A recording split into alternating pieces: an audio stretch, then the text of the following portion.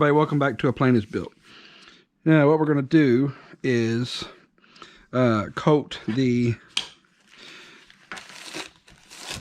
molds with the release, and all you do is put some on the brush and you basically paint it on. You don't want it too thick because you don't want it to run, and this is the easiest way I've found to keep my molds from getting tore all to pieces. So all you do is paint it on, and you want to make sure you get everything covered, and you're going to do about 2 coats of this, 2 or 3. It doesn't hurt anything to have it on thicker, and it won't wipe itself off. So you basically just coat it on, and you can spray it on too. You can use a cheap sprayer, and I've sprayed it on, and it works out really good if you spray it. But then I have to run my air hose in here and all that, so I'll just do it this way. I just have to make 1 set of these right now. So, and I found my weight is going to be that motor right there. I was going to put that that dowel on there to make the hole in the ribs, but I decided I don't want to get epoxy all over it, and that's probably what's going to end up happening. So, but if you, I don't know if you can see real clear, but you can see places where it isn't coated. So that's why you got to make sure you do a couple coats of this, just to be sure you got everything done.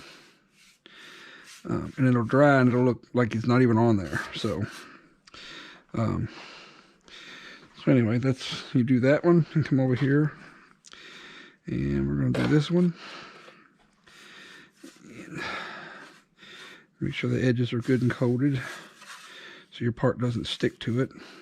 I think some of it's called part all. This one's over, it's on the floor, called something. But I never did wax these molds. I just use this, and I've never had an issue with them popping out. And it's not expensive, and it doesn't really stink. It has no real smell to it. It's just alcohol evaporating off of it. And then you're left with a plastic film. So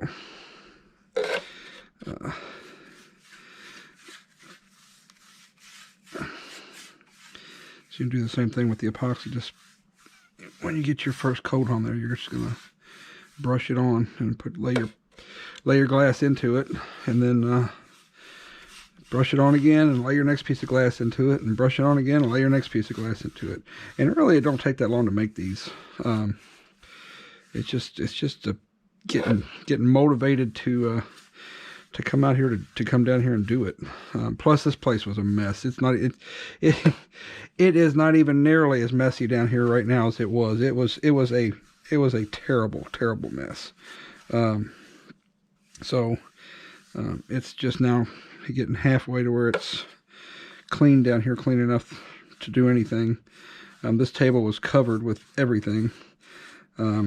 So that was part of the lack of motivation, was just a mess. And so I'm hoping that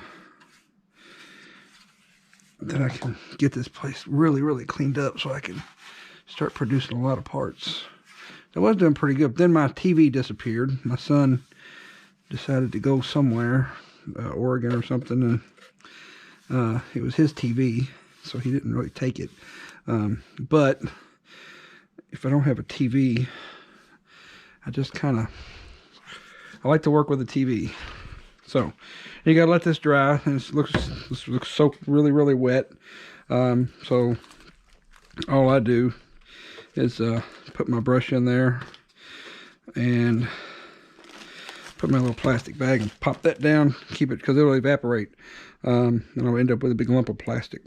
So I did that, and I've got my scale. These here, the resin, it's a 2-to-1, 2 parts resin, 1 part hardener. So what I've done is I put 60 grams of resin, 120 grams, 100 grams, 60 grams. And what I want to do is I want to figure out the best amount to use and not waste any. So I'm going to start out with the 60 of the 60 of the hardener, or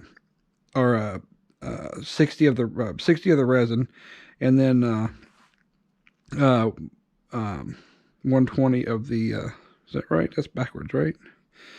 Let's see, 2 parts resin, 120, 60. Yeah, 120 of the resin and 60 of the hardener. This is 240 of the resin, 120 of the hardener, and this one's 100. So anyway, it's the totals are going to be 180, 300, 360, and 180. And I'm going to use this on these because I want to see if the 300 is enough to go. This is going to be my initial piece. This is going to be to coat it and then to lay the first layup on it. And I don't want to do too much because it takes a little bit of time to get the first one just right. So I don't have a lot of extra resin or a hardener and or epoxy. So because it'll start to set up. So then this is going to be my second one, which is 300, and I'm going to see if that'll get me through the second. So I wouldn't, basically when I put the first one on, that'll use up all this, and then, or I might need to make a little bit more. Then I'm going to lay, I'm going to coat it again with whatever's left of this, and then start using this one, and I'm going to coat it and then lay the second lay up on it, and then hopefully I have some left, and then I can coat it again and have enough to put the third layup on it, and then take the squeegee, the roller over there and roll it out. But if I don't have enough, then I'll make a little bit more. I've got a little bit more in this one, so I might just do it this way because I want to make sure. And it's easy just to mix up a bunch real quick to finish up. It's not like it's going to set up in the glass, in the cup. It'll set up fast, but once you spread it out, it takes 8-10 hours for it to cure. So, and you've got a good hour working time if once it's on the part versus in the cup. In the cup, it just, the heat's concentrated. Then you can also, I mean, if you wanted to make it last a long time, you could cool it down. So anyway, this is done for now. We got to let this dry, and there's some spots, I don't know if you can see them right in there where it's already starting to dry. So we'll let this dry. We'll put the second coat on it. So I'm going to turn this off, and then I'll be back.